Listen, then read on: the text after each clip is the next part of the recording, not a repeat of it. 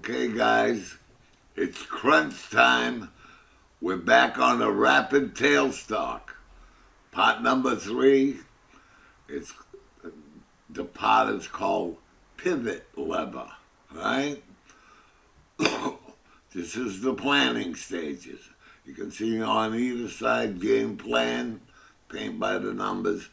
This is you've heard this before. This is what I do before I build anything.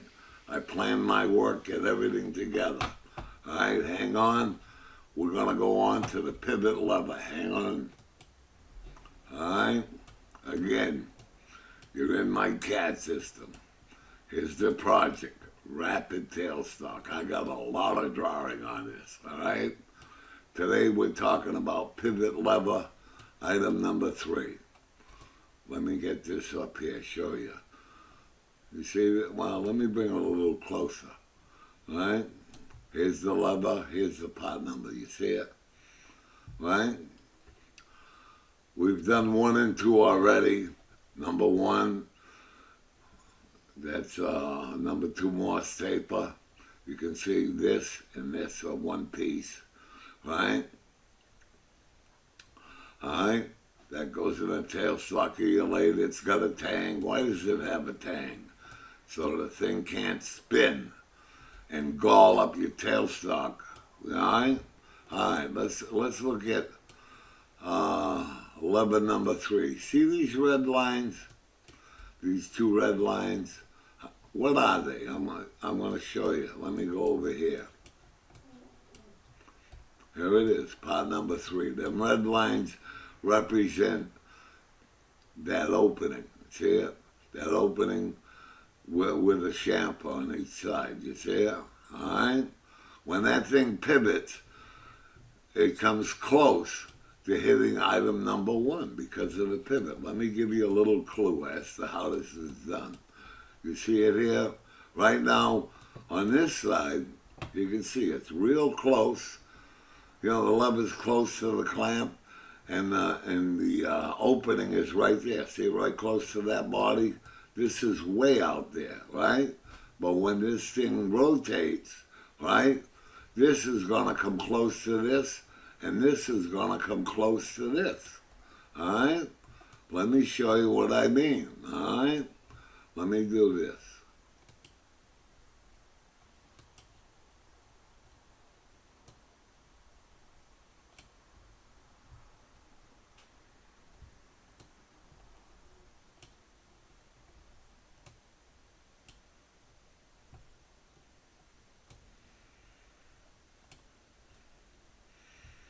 It's a pain in the ass. It doesn't matter. I'm going to show you. I'm going to focus right on this. All right?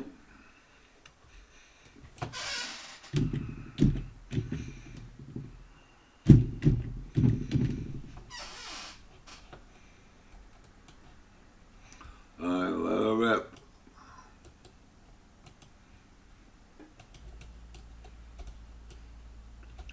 You see, right there, see the red thing? It's just about gonna hit that at its maximum end, and this end came away. You see it? Right? Let me go back now. You see it? This is close. That's far away. Are you getting my drift? That's what that's all about. I had to consider all of that bullshit. All right? All right. Now let me get over. I'm gonna get over and get the show on the road, show you how I'm going to plan to do, pivot lever number 3. Let's go over here.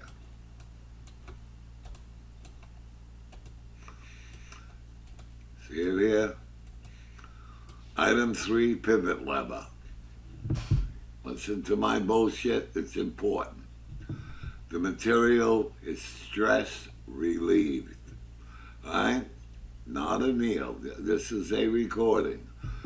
Stress relieving does exactly what it says. It relieves the stress in the material. When you remove an excessive amount of material, the pot stays stable. It doesn't warp or bend or do all of that shit. What kind of material? Low carbon. A36. I didn't even spell that right. The thickness goes from -3 to +3. The width goes from -5 to +5. Sounds like it's sloppy. No, it's surface ground. All right? What I'm telling you is, when you buy it, let's say this here says ±3. No, it'll be dead parallel, but it could be that these two surfaces will be parallel, but they'll be in the ±3. If it's -3 at this end, it'll be -3 at that end. It'll be parallel. You understand? It's just within that range. It says width, -5 to +5. That's this height here, see? From here to here. That's the width, right? So what we're going to do is we're going to take this, this comes all wrapped up in a nice package, and what you do, no rust, no, it's clean material. What you do is you take it out of the package, cut up the lengths you want, right? You cut the lengths obviously longer than the drawings wants. All right, so let's assume this. We're talking about a qualified blank with surface ground of all the widths are the same size and the heights, all ganged on this 4 pieces. Do it on a surface grinder. These whole 4 pieces will be identical. All right, qualified blank. I'm going to take it. It's a little longer than it should be. I'm going to put it in a vise, right?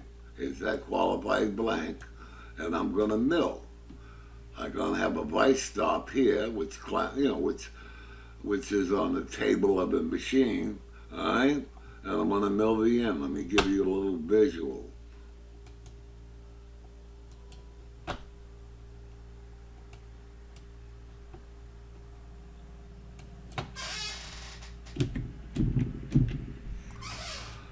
Here we go. Now it's going to be sticking out. That's an end mill, by the way. See it? I'm going to come down here like this, machine it square, go back, do 4 sides like that. It's still longer than the drawing. Now you flip this end over, hit that stop, make the adjustment, and mill the other 4 sides. They're all going to be within 1 or 2 thousandths of each other, right? Let's go on to the second operation. I'm showing stops on everything, because that's how we're going to control this. This says chamfered blank. Obviously, I want to put it in a vise, and I'm going to come here, and I'm going to chamfer 1, 2, 3 sides, right? Then I'm going to flip it over and do the other 3. So you got 6 chamfers on each blank, right? You got 4 blanks, you got 24 chamfers. They'll all be the same. It's easy enough to do if you control it, all right? Now that we got the blanks, the chamfers in, I'm moving over here. Same vise stop, same vise. Now we're going to drill 9 holes. What's the mouse? 1, 2, 3, 4, 5, 6, 7, 8, 9. Hey, I did pretty good, huh? We're going to drill them holes. All right? I'll show you what they're for. Let's move to the next operation. All right? All right, well, same vise, same stop. This says rough mill lever pocket. All right? You see that red circle? You got 4 holes in there. That's half-inch diameter end mill. You're going to move to these coordinates. All the coordinates will be spelled out, and you just look on your DRO. You drop the end mill right there.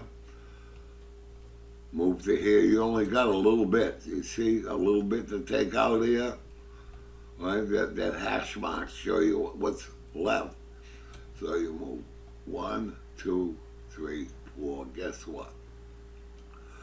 That piece is no longer existing. All in hash. All right, now let's go to the next operation.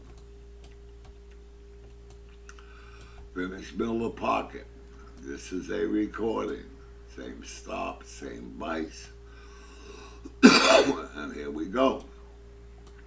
You go in there and you take the right size end mill, which is exactly the size of the drilled hole, and you do the same thing. Same coordinates. 1, 2, 3, 4. That pocket is done. What's next? Let me see if you can guess. Same vice, same stop, right? It says chamfer lever pocket. See this additional line out there? That's a chamfer. Now you move your tool to the coordinates and you run it around 4 times. And you get a uniform chamfer on one side. Guess what? It's symmetrical. You flip it over, do the same thing to the other side. You understand? Now you got a nice looking pot with nice soft edges. Alright, let me show you what these drilled holes do.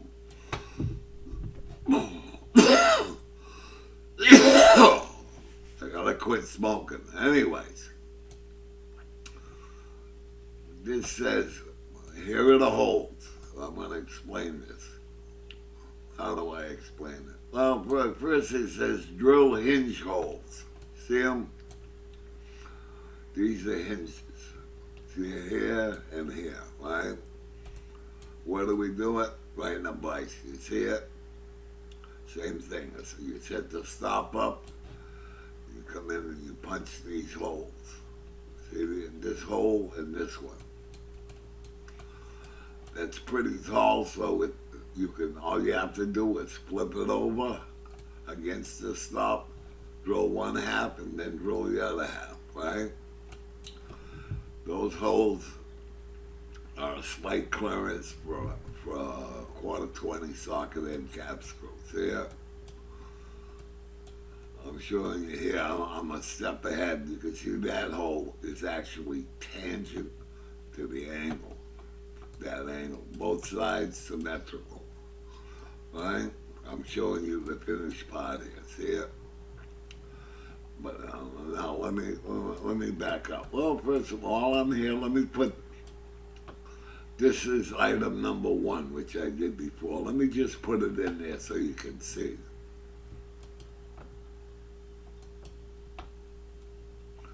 I already got the hinge.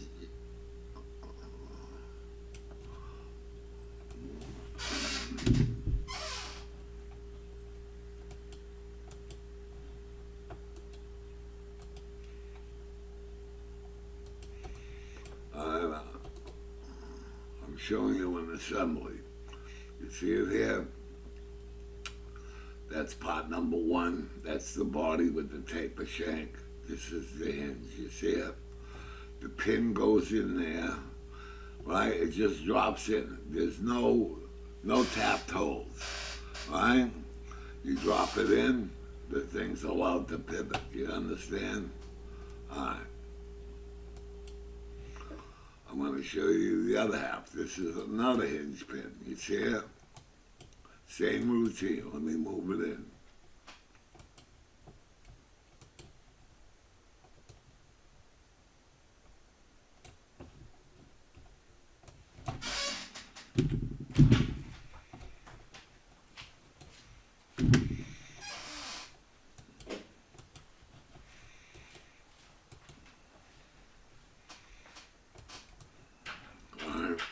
Same routine, you can see it. Just drop it in, right? This slot is for the linkage, which I'll show you.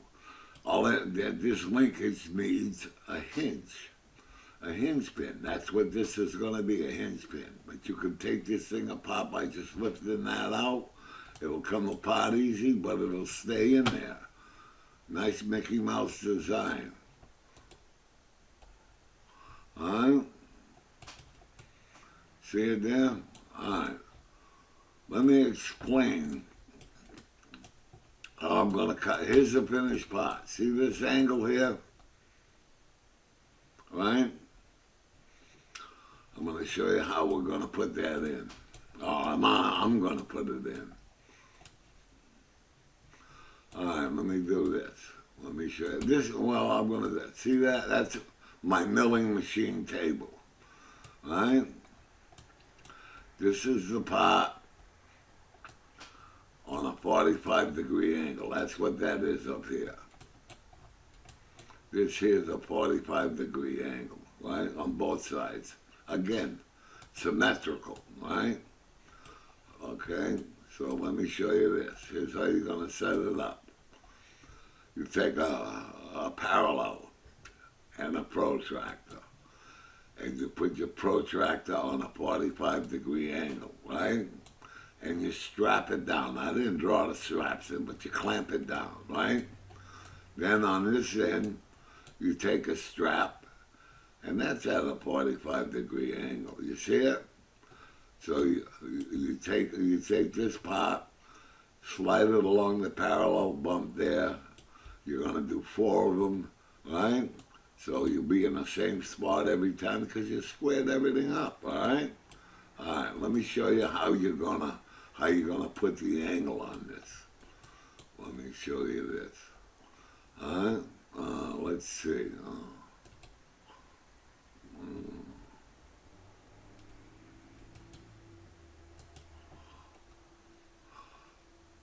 You see that red line? Once that's there, you're gonna bandsaw where that red line is to get that out of the way. All right, let me get it out of the way. Wait a minute. It needs to be massaged. This software is wonky.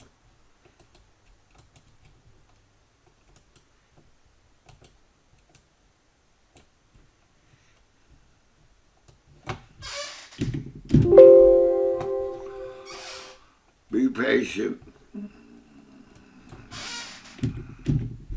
Once you bandsaw it, here's what you're going to end up with. See it? You're going to end up with this. Now you got this much left. Here's what you do. Take a black magic marker and you mark right here, right? Black magic marker there, right? That'll be exactly tangent to that 45-degree angle. You're going to do both sides the same way. Just flip it over, right? This is a 1/2-inch end though, all right? What you're going to do is you're going to run that end though right across until you clean up that black magic marker. Let me get it up here so you can see it. See it? It's just cleaning it up. When you wipe out that black magic marker, that's where you stay. All right?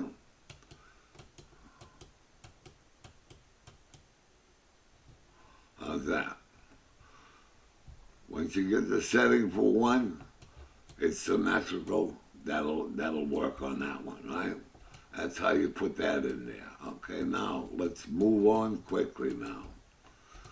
Now,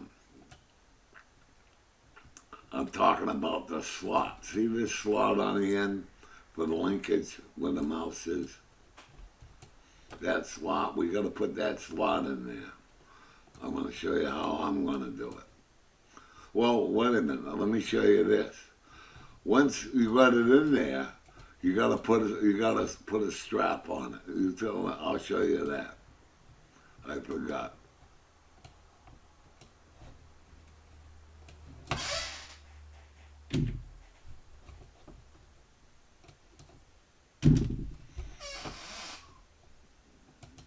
By the way, you see the center of this? It's in the center of the T-slot. Okay?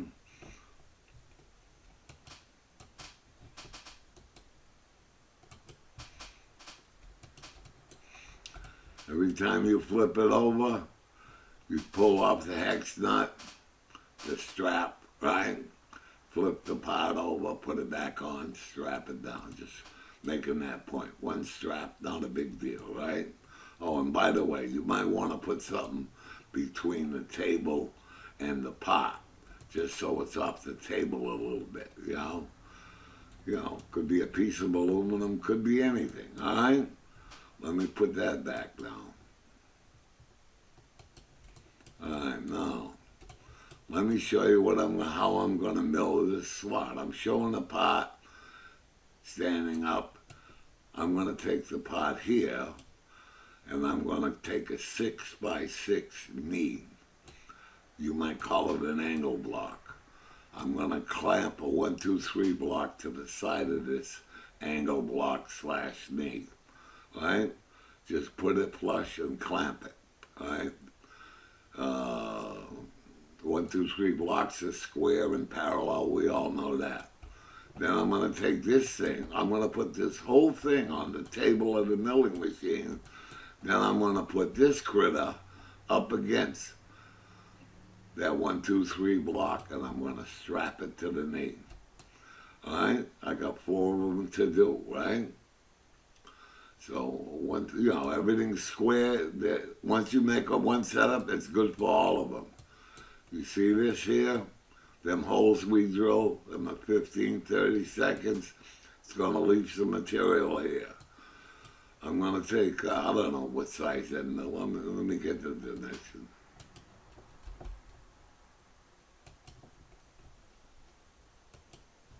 I'm going to take a 5/8 end mill.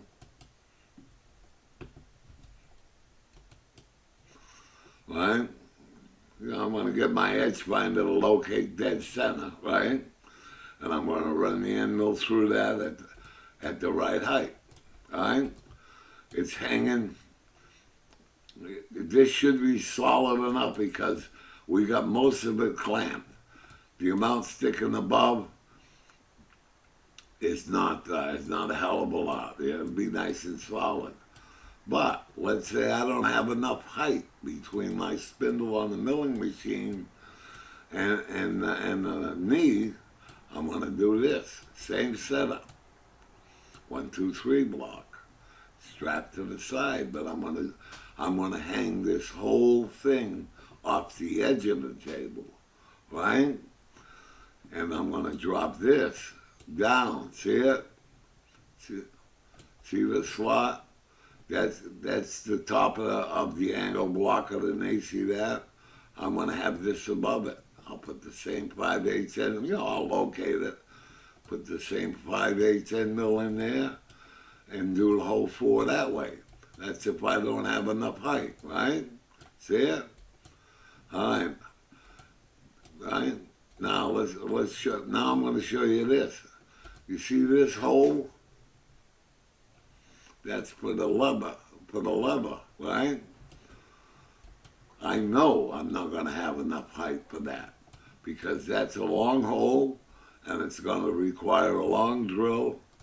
I'm going to hang it off. This is flipped over, as you can see, right?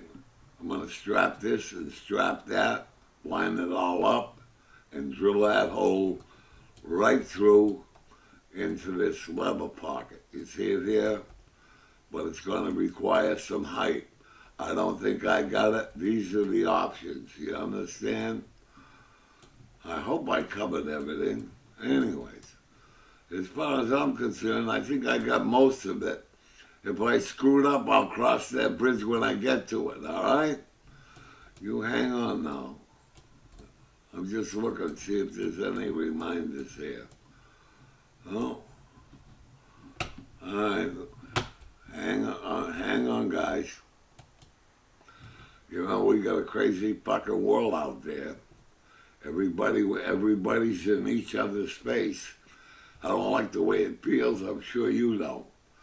Why don't we take a different look at it? Save the world, pay it forward. It ain't gonna hurt you. Like I say, it's like chicken soup. It can't hurt you. Commit a random act of kindness, right? It's not gonna hurt you, all right? And it's not gonna hurt whoever you interact with. like I always say, thanks for watching. You know, if you want to comment, it wouldn't hurt my feelings. I like to hear back. It takes a lot of time to put this together. I'd like to know if I'm on the right track. You have a good day.